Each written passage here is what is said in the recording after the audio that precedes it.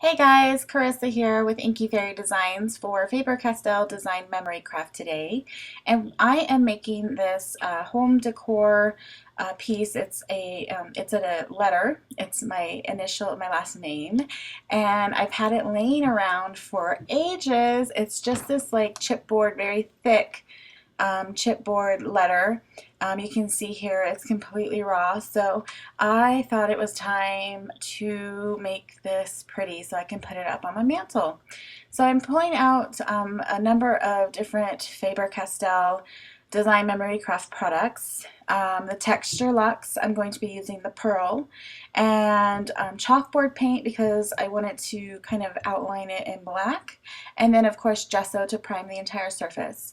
And now I'm pulling out some gelato's colors in my favorite colors.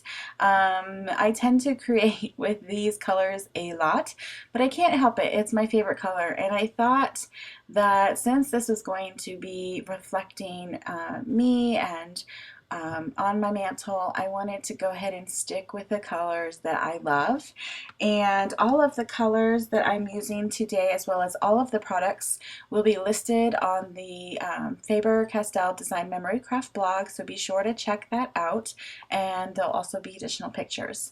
So you can see here I'm adding the chalkboard paint on the back of the letter as well as on the sides. I just wanted to kind of I wanted to make it pop. So I didn't want to do it all in gesso, but I did want the gesso on the front so that my colors would show up and not be muted, and also to prime my surface. So that was kind of my thought process there, and why I used the chalkboard ink, just to kind of give it some depth, I think, around the edges and make it really clean on the back. So I put 2 coats of the chalkboard paint, and then I'm doing 3 thin coats of the gesso, and that's just to give it a really nice clean surface. And you can see I always heat set my layers. I do not have patience to set it aside and come back to it later unless I'm using a product that specifically says do not use with a heat tool. Generally, I will dry my layers in between, even if you do not see that. So now I am scribbling on some of the gelato's colors, and this is my favorite. This is like my favorite part of the gelatos is just coloring, scribbling like you would with a crayon, just kind of moving and getting that color on the surface. It doesn't have to be pretty. You can see it's very, very messy right now. And that's fine because I'm taking the spray bottle and I am activating it, because you know it's a watercolor, or maybe you don't know, but it is a water-based product, so it's a watercolor, and once I hit it with some water, it's going to activate that pigment and I'm able to move it around using my fingers.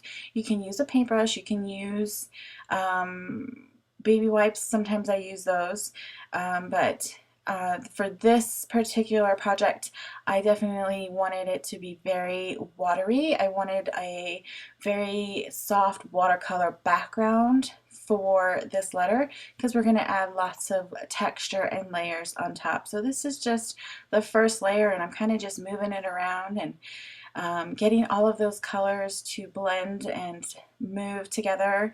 The aqua dolce color, which is the blue that I have out, is probably one of my favorite colors of the gelatos, but it does lighten up a lot with the water. So it kind of gets lost in this process, but I bring it back in a little bit later in a fun way, and I'll show you that when we get there. So here I tried to do it with a baby wipe, but that wasn't working either. I really wanted this color to come out, and it just wasn't happening. So I'm scribbling a little bit more and kind of just moving it around with my fingers, and adding maybe like a spray here and there to move it around, and that kind of helped a little bit, but it still was super soft against the bold colors of the purples and like the passion fruit, which is like a magenta, which is so pretty. That's another favorite color. That's a new color to me, so that's definitely going to be a favorite of mine. So I decided I needed to bring in some more muted purple, which is Fig from the Pastels collection. That color is gorgeous. And I also brought in Strawberry, and those colors together blended so pretty, and then I was finally happy with the way that my background was coming.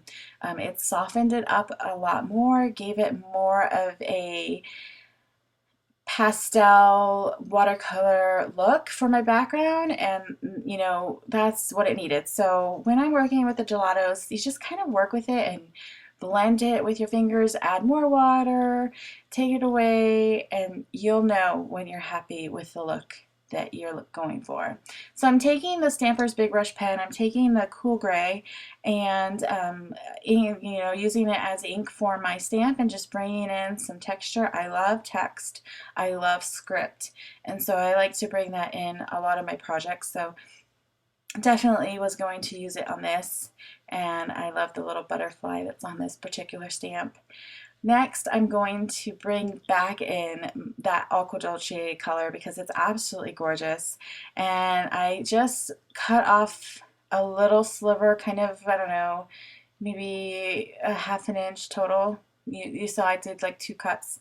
And now I'm going to bring in some of the gesso, and I'm mixing that all together.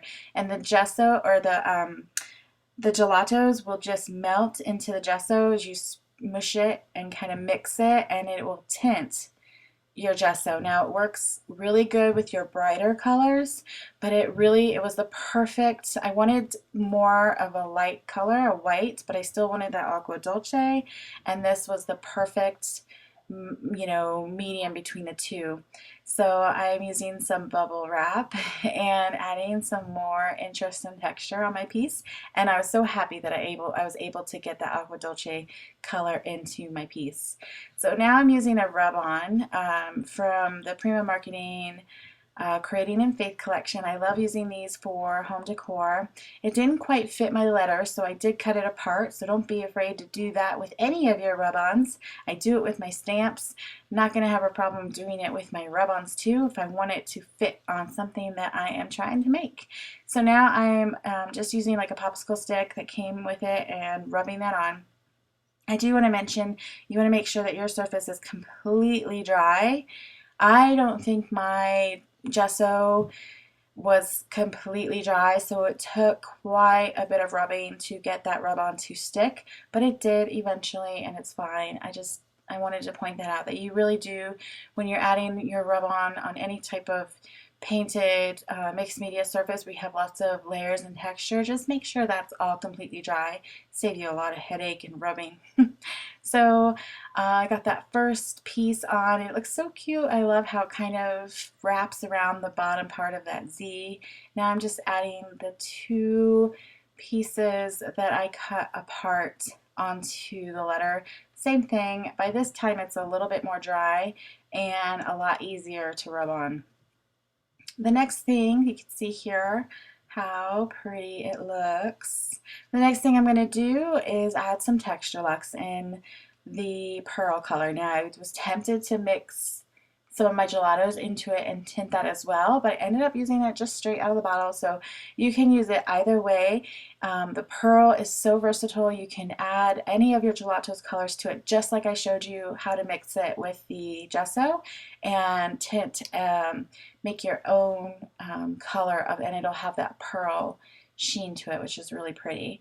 So I pulled out a stencil from one of our mixed media stencil sets, and just using that kind of random on my letter and adding a little bit more dimension and texture. And the pearl ended up being, I think, the right choice for me because I was really going for a very soft, subtle, pretty, feminine look with this Z, even though it's going to be on my mantle. And I don't live in a house full of girls, you know, my husband's here and I have 2 boys, but I'm making it, so I'm making it pretty for me.